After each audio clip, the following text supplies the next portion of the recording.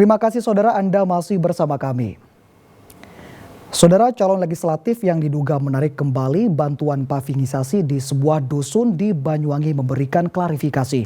Caleg incumbent yang masih menjabat anggota DPRD Banyuwangi itu membantah mengambil bantuan karena suaranya tak memenuhi target. Rati Nurhayati, caleg Partai Nasdem yang viral di media sosial karena diduga menarik bantuan pavingisasi, memberikan klarifikasi. Caleg incumbent DPRD Banyuwangi itu membantah dirinya menarik bantuan batu beton jalan di Dusun Panjen, Desa Jambewangi, Kecamatan Sempu. Rati mengatakan ada kesalahan komunikasi antar relawannya.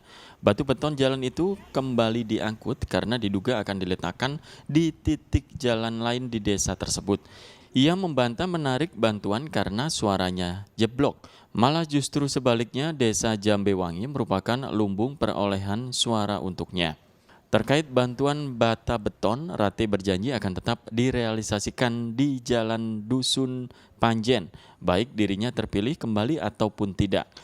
Rati juga meminta maaf kepada masyarakat atas berita salah yang beredar di media sosial. Ya, murni miskomunikasi antara relawan di lapangan. Dan kami atas nama pribadi, juga atas nama Partai Nasdem, mohon maaf sebesar-besarnya. Kemudian terkait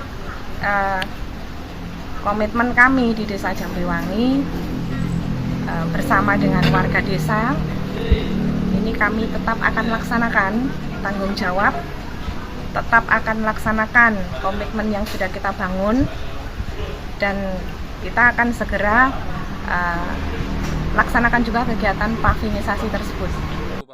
Sebelumnya sebuah video sejumlah orang mengambil tumpukan paving yang diduga bantuan caleg di Banyuwangi viral di media sosial. Narasi video menyebutkan paving itu diambil karena suara sang caleg di dusun tersebut tak sesuai harapan. Bahkan disebutkan batu paving itu akan dipasang jika caleg bersangkutan terpilih menjadi wakil rakyat di DPRD Banyuwangi. Taufik Ferdiansyah melaporkan dari Banyuwangi. Saudara, kabar duka kembali datang dari para petugas pemungutan suara pemilu 2024. Di Surabaya, 2 petugas KPPS meninggal dunia karena kelelahan dan kecelakaan lalu lintas. Sedangkan di Pasuruan, saudara, anggota Linmas akhirnya meninggal setelah mengeluh sesak nafas.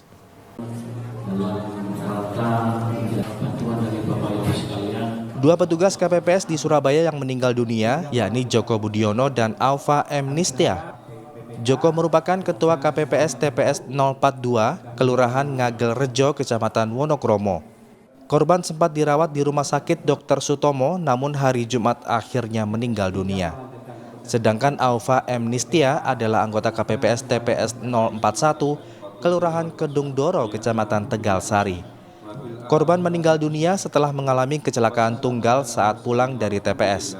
Berdasarkan keputusan KPU nomor 59 tahun 2023, anggota KPPS yang meninggal dunia akan mendapat santunan 36 juta rupiah dan 10 juta rupiah untuk biaya pemakaman. Yang kami terima 2 orang. Satu di mana? Di Kecamatan Tegal Sari, satu di Wonokromo, satu di Tegal Sari itu karena kecelakaan sedang berangkat kerja. Yang satu memang sedang pasca pemungutan dan penghitungan kemudian masuk rumah sakit kemudian meninggal. Untuk besarannya belum Pak. Nanti akan saya informasikan lebih lanjut ya. Sementara itu di Pasuruan, anggota Linmas di Pasuruan Anwar Zainuri akhirnya meninggal dunia Minggu malam. Korban sempat menjalani perawatan di rumah sakit akibat menderita gangguan pernapasan. Ari Purwanto dan Dandi Arigafur melaporkan dari Surabaya dan Pasuruan.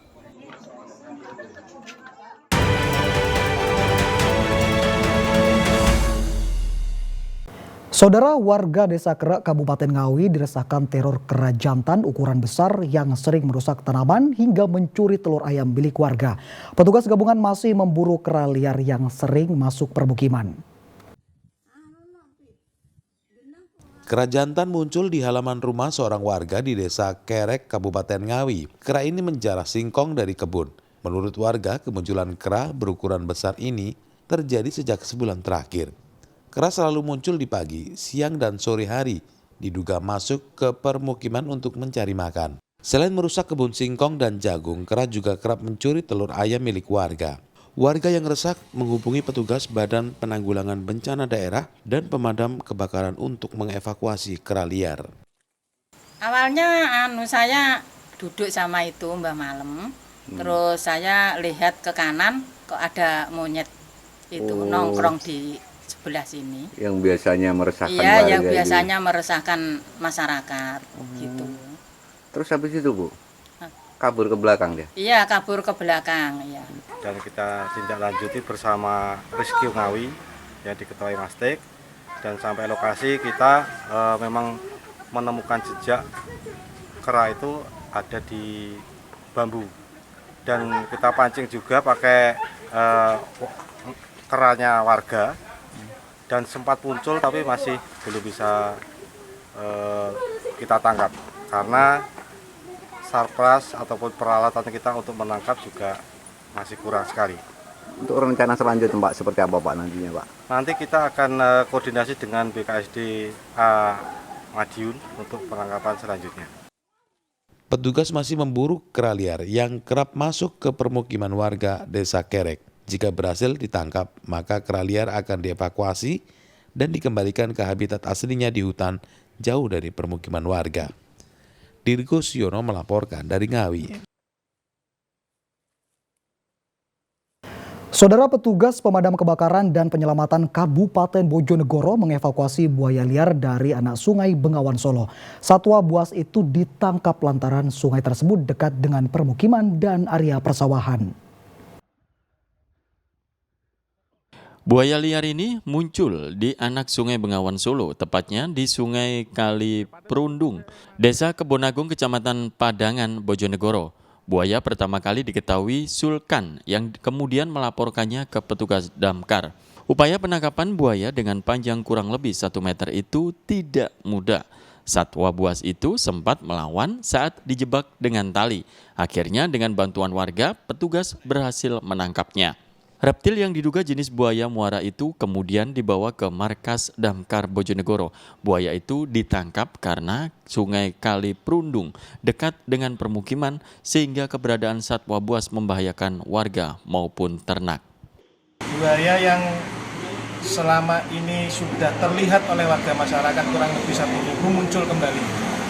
Sehingga memang ini sudah menjadi protap kami di damkar, karena sejak kemunculan yang pertama itu kami sudah memasang tanda peringatan bagi warga masyarakat dan meninggalkan nomor kontak bagi petugas apabila warga masyarakat melihat kemunculannya. Ketika hari ini tadi muncul, pukul 10 laporan kami terima, kami dari Dinas Pemadam Kebakaran langsung melakukan penanganan, meluncur ke lokasi. Rencananya buaya akan dibawa ke Balai Konservasi Sumber Daya Alam BKSDA Madiun agar bisa diobservasi dan dikembalikan ke habitat aslinya yang jauh dari permukiman. Muhammad Kodim melaporkan dari Bojonegoro. Dan saudara, informasi tadi sekaligus mengakhiri kebersamaan kita di Liputan 6 Daerah Jawa Timur hari ini.